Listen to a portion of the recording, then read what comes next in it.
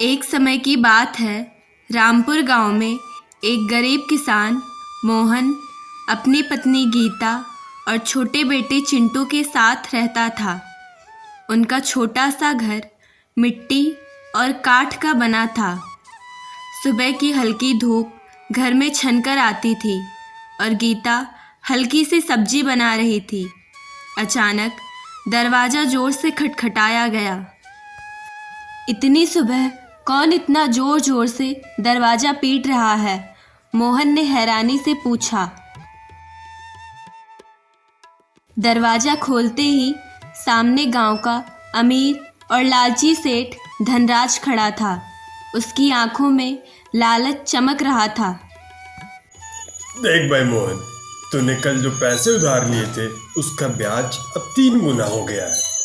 पैसे अभी दे दो, नहीं तो तेरा घर और बैलगाड़ी बेच दूंगा, समझा? सेठ गुस्से में चिल्लाया। मोहन डरकर बोला, सेठ जी, मैंने आपको पूरा पैसा चुका दिया था। मेरी मेहनत की कमाई इतनी नहीं है कि इतने ज़्यादा ब्याज का भुगतान कर सकूं। तू गरीब है, इसे मैं कैसे समझाऊं? पैसे दो वरना मैं खुद सब उठा लूंगा। मोहन और गीता के दिल में डर था, लेकिन उन्होंने हार नहीं मानी। मोहन ने मन ही मन में ठान लिया कि वह मेहनत और ईमानदारी से अपनी किस्मत बदलेगा।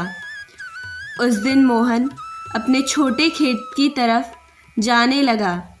रास्ते में वह मंदिर के पास से गुजरता है। मंदिर में पुजारी सफाई कर रहे थे। मोहन ने नमस्कार किया। पुजारी ने मुस्कुराते हुए कहा, मोहन बेटा, भगवान तुम्हारा भला करे। मोहन ने खेत की ओर बढ़ते हुए मन में सोचा, आज खेत में जितनी मेहनत करूँगा उससे कुछ अच्छा ज़रूर होगा। उसी शाम सेठ धनराज अपने घर में योजना बना रहा था। उसने अपने नौकर भोलू से कहा, कल रात मंदिर में सोने चांदी के गहने चोरी करना है और अगर गांव वालों को पता चला तो असली दोषी मोहन होगा। भोलू ने डरते हुए सिर हिलाया, लेकिन सेठ के आदेश को मान लिया। रात का समय था। गांव में सब सो रहे थे। अंधेरे का फ़ायदा उठाकर भोलू मंदिर में घुसा और गहने चुरा लाया। अगली सुबह मंदिर के सामने गांव वाले जमा थे। सबको खबर मिली कि मंदिर के गहने चोरी हो गए हैं। भीड़ ने तुरंत मोहन पर शक करना शुरू कर दिया। मोहन, तुमने ये चोरी की ना? लोग चिल्लाने लगे।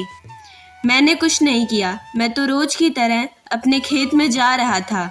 मोहन ने अपने आप को निर्दोष साबित करने की कोशिश की, लेकिन भीड़ नहीं मानी।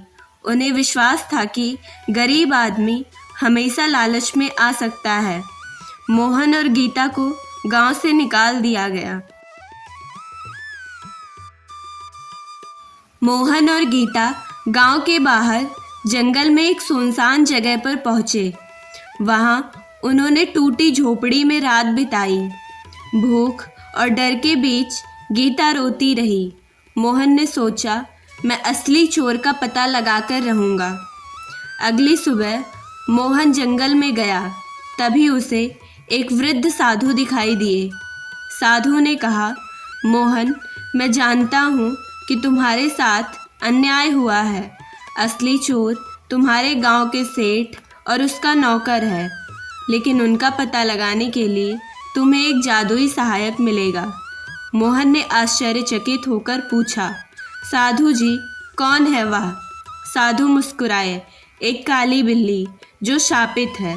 उसने सब देखा है। उसका विश्वास जीतना होगा, तभी वह तुम्हारी मदद करेगी। मोहन जंगल में काली बिल्ली की तलाश करने लगा। देर शाम जब वह थक हार गया, अचानक उसकी नज़र एक काली बिल्ली पर पड़ी। उसकी आंखें लाल चमक रही थी। तुम वही हो जिसके बारे में साधु ने कहा था? मोहन, मैं जानती हूँ तुम निर्दोष हो। असली चोर सेठ धनराज और उसका नौकर है। मैं तुम्हारी मदद करूँगी, लेकिन तुम्हें मुझे गांव ले जाना होगा। अगली सुबह मोहन और गीता बिल्ली को लेकर गांव लौटे। उन्होंने गांव वालों को इकट्ठा किया। बिल्ली ने सबको सच बताया। गांव वालों ने सेठ और उसके नौकर के घर जाकर देखा। सच सामने आया। गहने वहीं मिले। सेठ और भोलू की चालाकी बिखर गई। मोहन की ईमानदारी सबके सामने स्पष्ट हो गई। सबने मोहन और गीता से माफ़ी मांगी और उन्हें गांव वापस बुलाया गया। मोहन अब खुशी खुशी अपने खेत और घर में रहने लगा, लेकिन उसकी मेहनत और ईमानदारी की वजह से उसे और भी बड़ा वरदान मिला। जंगल में एक जादुई पेड़ से उसे एक सुनहरा फल मिला। उस फल को खाने से उसके खेतों में समृद्धि आई और जीवन खुशहाल हो गया। मोहन ने कभी लालच नहीं किया। वह अपने गांव के सभी गरीब और ज़रूरतमंद लोगों की मदद करता रहा। उसका घर अब बड़ा और सुंदर था, लेकिन वह कभी घमंड नहीं करता था। सेठ धनराज की लालच और ईमानदारी की कमी उसे अंत में उसकी कीमत चुकानी पड़ी। मोहन और गीता ने सच्चाई, ईमानदारी और मेहनत की राह पर चलते हुए जीवन में खुशहाली पाई। कहानी यही सिखाती है कि चाहे परिस्थितियाँ कितनी भी कठिन हो, सच्चाई और मेहनत की राह पर चलने वाले को भगवान हमेशा मदद करते हैं। लालच और बेईमानी का अंत हमेशा दुखद होता है।